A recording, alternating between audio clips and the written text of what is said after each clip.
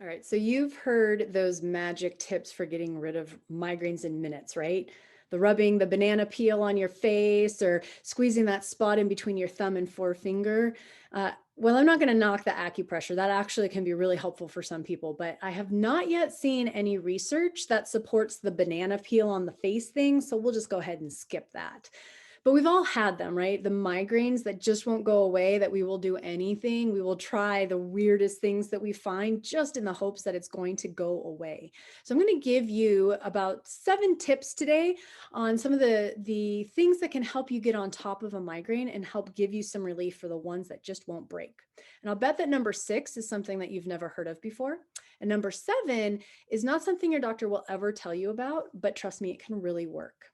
All right, so my name is Dr. Tanya Paynter, and I am a naturopathic physician who specializes in those chronic migraine cases that are not responding well to medication.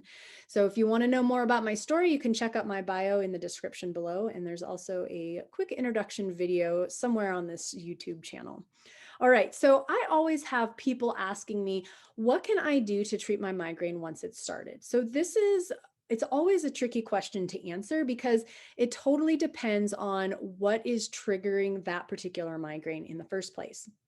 So what I mean by that is that most women with poorly controlled migraines have more than one type of migraine going on. You may or may not be aware of it, but all of those different types of migraines, all the different types of symptoms, the one that starts in the back of your neck versus the one that starts behind your eye versus the one that starts in the middle of your forehead, right? Those are all actually different migraines. And so the same trick that you use to get rid of this one is not going to do the same as the one that starts over here, right? So once we start understanding some of the differences between our symptoms and how our migraines are not the same from one to the next, then we can start really figuring out which treatments are helping which types of migraines, okay? So that can be a really important clue for you to start tracking when you try these different tips, which set of pain symptoms is that thing that was successful helping you, right? Because if it's a different migraine tomorrow, the same thing is not going to help you tomorrow. Okay.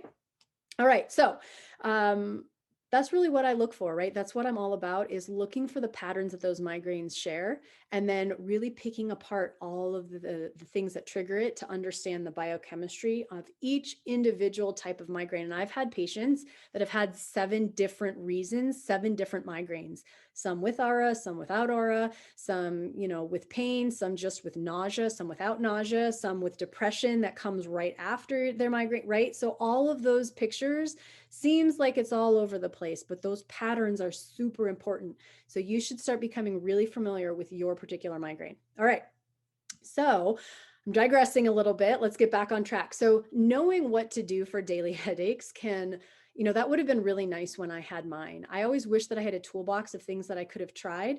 And so that's what I want to provide you with today. So, a toolkit that you can reach into and start narrowing down what remedy is going to fit with what migraine symptom for you. So let's get into it. Number 1, migraine poses. So did you know that there are yoga poses for migraine? You can actually Google it, and there are videos, there are pictures, there's descriptions, whatever works for you. But you can actually go on there and just kind of have some ideas of some of the poses that you can use, some of the stretches you can do to help relieve some of the upper neck, back, and shoulder tension that a lot of times will come with chronic migraines. And that can give you, it's probably not going to take it away, but it can at least reduce the intensity of it a little bit. Okay. Tip number 2, magnesium. So this might be something that you have and have not tried. Now, in certain cases, magnesium deficiency can be a big trigger for migraines. It can also, in some cases, trigger migraines. That depends on the type of migraine that you're having. It certainly is not going to make anything worse in most cases, so you might as well try it. But if you have a vasoconstrictive migraine, your blood vessels are getting too small and that's triggering the pain pathways for you, magnesium will help to open that up. And so that can be really helpful. Magnesium is also involved in thousands of our biochemical pathways. And so a lot of times magnesium deficiency, we burn through it like nobody's business. And so if we're not getting enough, sometimes that magnesium can help.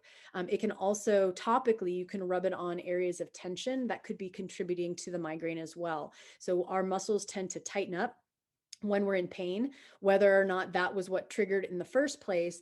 Usually you will have some component of muscle tension. And so magnesium will help to relax the muscle, either oral and or topical. Epsom salt baths, those kinds of things can really help to relax the muscles. And again, in combination with some of the yoga therapies, that can actually help to reduce the intensity level. Okay. And it might be something you have to kind of continuously do. And, just maybe every hour, every 30 minutes, you're doing some yoga poses, right? Just to help kind of manage some things. Number 3, taurine. So high taurine foods. All right, number 3, taurine. So taurine is an amino acid that is super important for our brain health, our cognition, supports nerves. It helps to reduce blood pressure, does a lot of really great things. And a lot of us are deficient in taurine, especially people with chronic migraines. So if you're vegetarian or vegan, you are deficient in taurine. Okay. Most of the taurine that we get is from meat sources. There is some in dairy, but again, dairy is a big trigger for migraine. So a lot of migraine people are dairy free. So if you're a dairy free, well, if you're a vegan, you are dairy free, or if you're a vegetarian that's dairy free, you're going to be deficient in taurine. And this is probably going to be something that would be helpful for you just kind of across the board. So, so taurine it helps to stimulate one of our calming neurotransmitter receptors. So it's called GABA, and these GABA receptors can actually help to kind of calm things down. If you have a lot of anxiety and racing thoughts with your migraines, taurine could be very helpful in those situations because it's going to be stimulating that GABA receptor that plays a role in our migraines. So here I'm going to start to geek out on the neurotransmitter a little bit, so I'll step back. Suffice it to say that GABA receptors will, when we stimulate GABA receptors, that actually helps to bring a balance, an imbalance back into balance during a migraine, okay? So, so some of the best food sources of taurine is dark meat, so like dark chicken, dark turkey, and tuna. So even if it's from a can, tuna.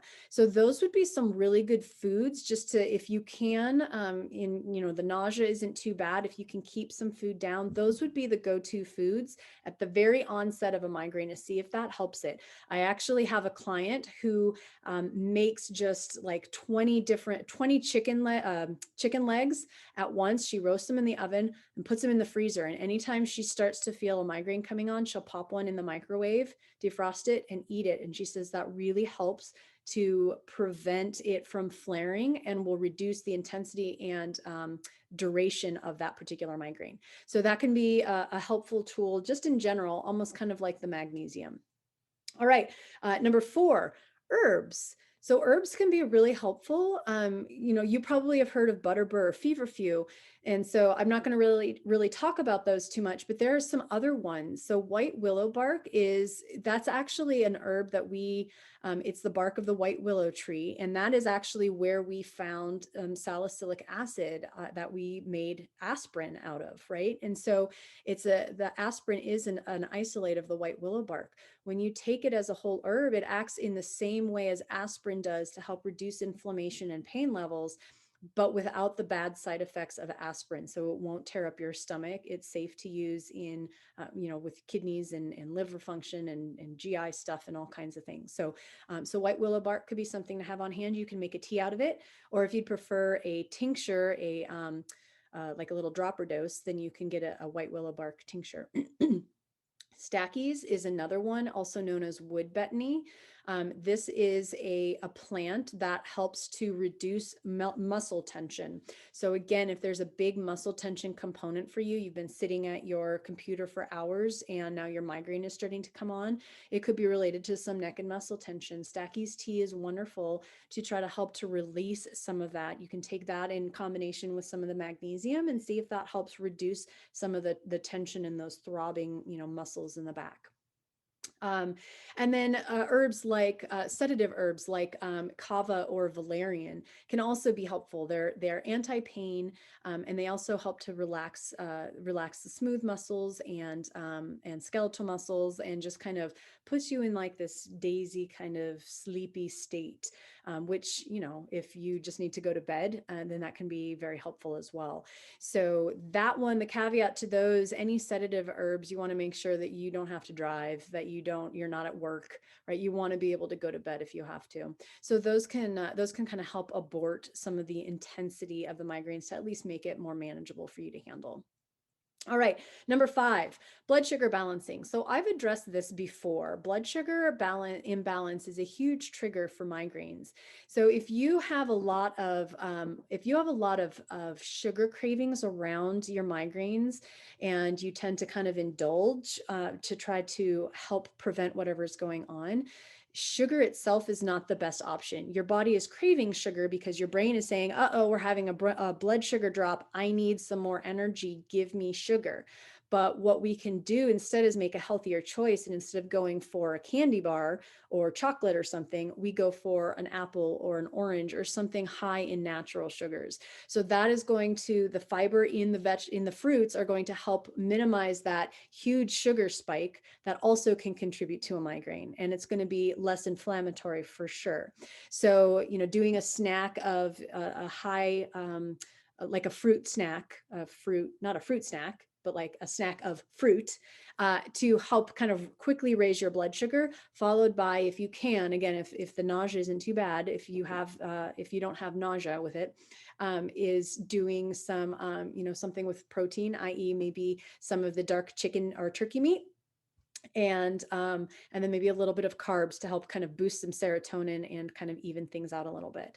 So, and again, we're talking about whole grain carbs. So trying to eat almost a small meal if you can, or, you know, little pieces, and then you can kind of have your meal here and you just eat what you can tolerate and step away, give your body a minute to digest it, come back and try it again, and just kind of keep nibbling on that plate of rescue foods, if you will. So again, the dark meat for the taurine.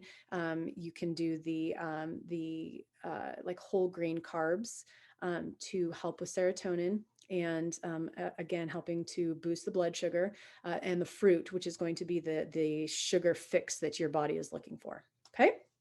All right. Number 6, salt. Salt and or potassium. So salt will help, again, if I've talked about before the vasodilation piece that can trigger a migraine. And that is when the blood vessels get too big and it pushes on the dura mater, which is the covering of the brain. And that's where all of our pain sensation comes from. And so when our blood vessels are too big, we want to try to shrink them. Salt will help to cause vasoconstriction. So it'll help to shrink those blood vessels. So a little pinch of salt under your tongue, if it's a vasoactive migraine, can actually be really helpful. And in some cases, I've had my clients be able to prevent taking an abortive medication like their triptan by just doing a dose of salt under their tongue. And that works for them. And then they've avoided having to do another triptan, right? So then we're preventing those rebound migraines that can come from having to take it every 2 hours, or obviously not 2 hours, but you know what I'm saying. So, but the salt, you can actually do that as needed when if you feel it's starting to come back on again, do another little dose of salt. And then if the salt doesn't work, then you can also try the same thing with potassium. So oftentimes it's one or the other is going to be effective in a lot of cases. So you can, have a little bit of both on hand. If you can get a powdered form of the potassium, you can get those in electrolyte.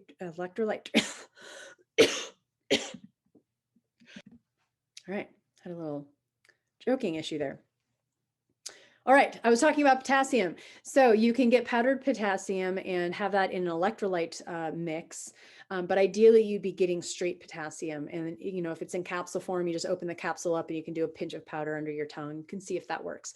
Under the tongue is better than swallowing, because swallowing it will take a lot longer to absorb into your body. Under the tongue will actually absorb directly into the bloodstream. So then it's a much faster delivery system. That's why people with heart attacks, they'll have nitro or aspirin under their tongue. Same idea, right? We want to get it in as fast as possible, absorb it so that your body can utilize it immediately. All right, number 7, the last one, the one that I said really can work, but you've probably never heard of before, contrast therapy.